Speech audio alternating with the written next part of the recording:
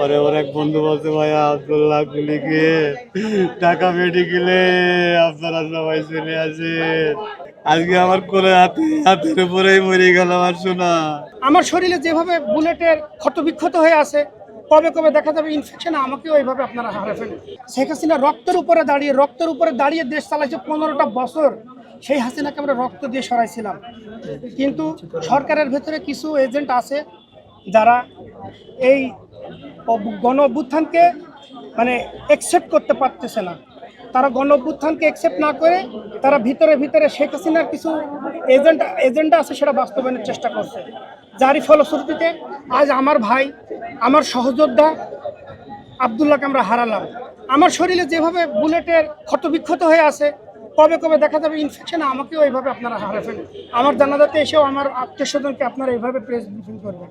এটা হলো আব্দুল্লাহর ভাই, আপন ভাই। ও সবার ছোট, আব্দুল্লাহ সবার ছোট। আব্দুল্লাহ সবার ছোট। ও গুলি খেয়ে পড়েছিল, ওর বন্ধুরা তাঁতিবাজার মোড়ে পড়েছিল। পরে ফোন দিয়েছি, ফোন দিয়ে ওর ফোন আর রিসিভ হয় না। পরে ওর এক বন্ধু বলছে, ভাইয়া আব্দুল্লাহ গুলি খেয়ে ঢাকা মেডিকেলে আপনারা সবাই চলে আসেন। ঢাকা মেডিকেলে ভর্তি ছিল, ওখান থেকে সিএমএইচে নিয়ে গেছি, সিএমএইচে ভর্তি ছিল এতদিন। আজকে আমার কোলে হাতের উপরেই মরে গেল আমার সোনা। আমার হাতের উপরে শেষ নিঃশ্বাস ত্যাগ করলো। আমরা আছি তো, আমরা আপনার ভাই না?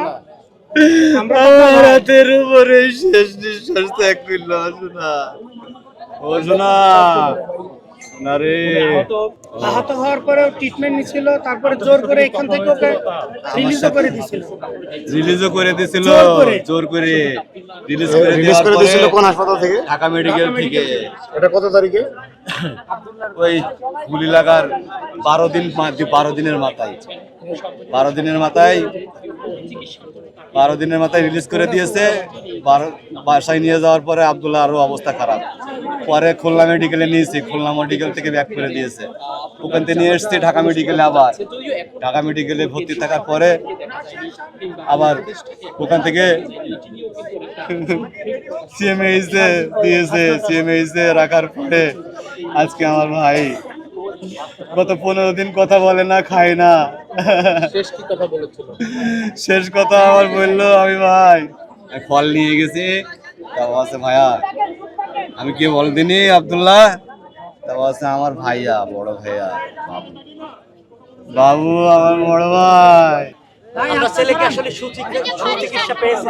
আমার ছেলে চিকিৎসা পেয়েছে না পেয়েছে আমি যতটুকু বুঝি হয়, গুরুতর আহত হয়ে মারা গেছে। এখন যতটুকু আমি চোখে দেখেছি আমি আর কি বলবো।